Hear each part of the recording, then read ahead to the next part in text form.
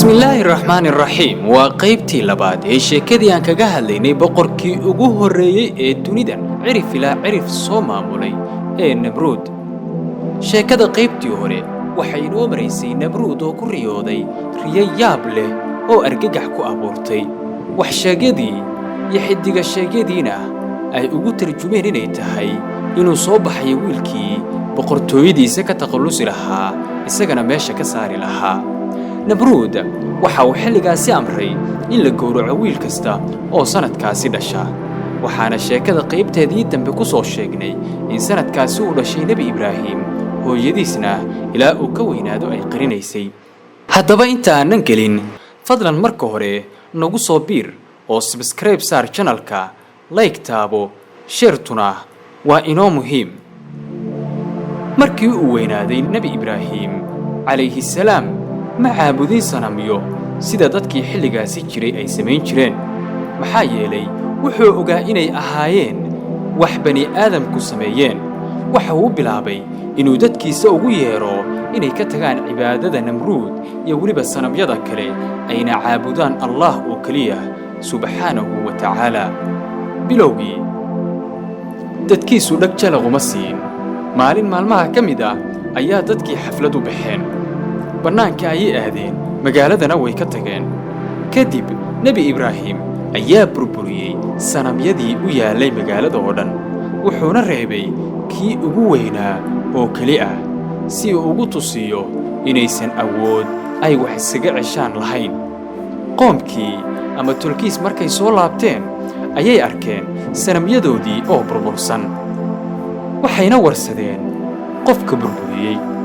Nabi Ibraahim ayaa xilligaasi u farmuuqay una sheegay in sanamka ugu weyn uu yahay kan kuwii ka yareeraa burburiyay wuxuuna yiri weydiiya haddii aad i rumaysanaysaan waxay is weydiiyeen see wax u weydiinaa dhagaxaan waxba arag waxna maqal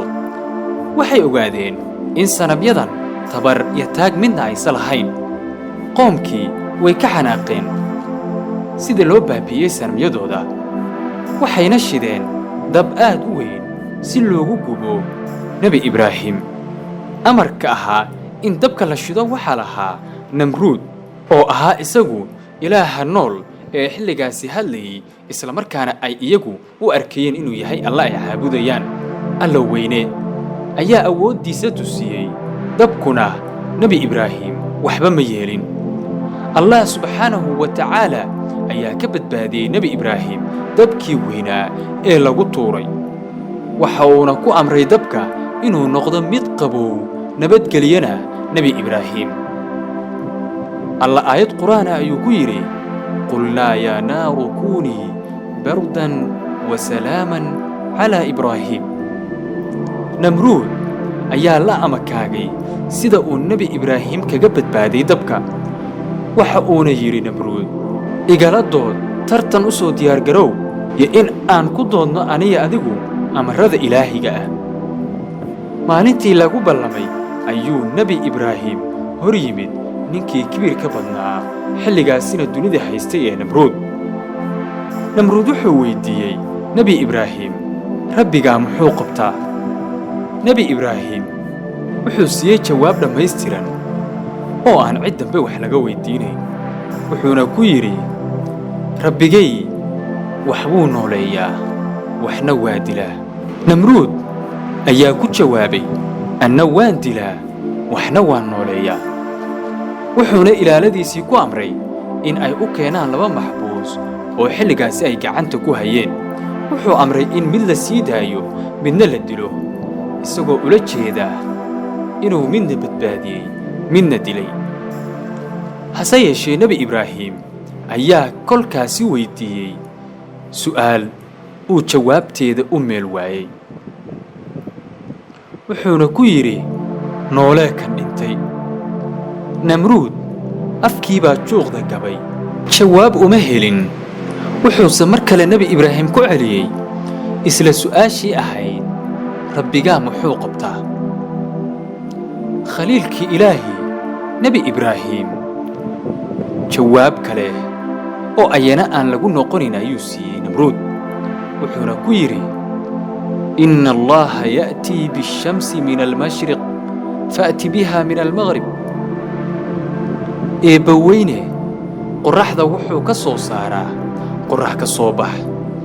أدوغو بالي اسكو دينات كسو بحسو قرح ودع هلك الله قلت لك إن قرح ذو دعضو نمرود ما أود إن قرح ذا وكاكينو ماشي الله قلت لك إني أدعضو نمرود وقرن واي wax jawaabah mana helin wax uu ku celiyo nabi ibraahim dhacdadaasi kadib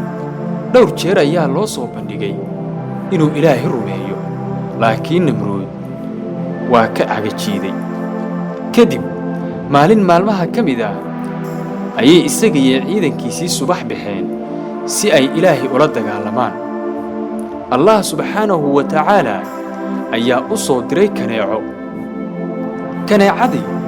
ayaa cuntay dhammaan ciidamadiisii guud ahaanna waxay meesha ka saartay awooddii namruud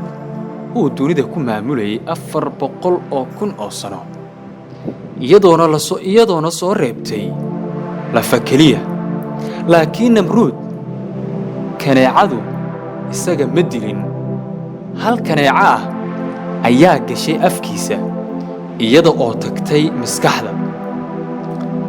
alla subhanahu wa ta'ala awoodiisa weeye ma aysan dhiman kaneecadii maskaxdiisa ku jirtay 400,000 oo sano ayayna halkaasi ku jirtay oo la mid ah inta uu dunidan kibirka ku maamulayay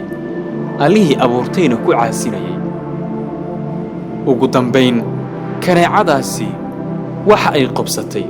hawshii Allah ugu talagalay una geliyay maskaxdiisa wuxuuna namruud u dhintay silic iyo saxariir isagoo dunidan soo maamulayay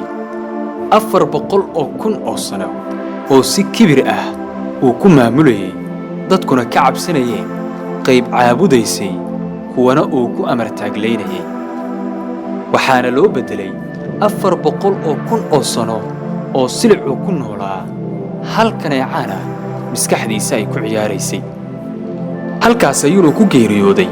boqorkii ugu horeeyay ee dunida hal mar soo maamula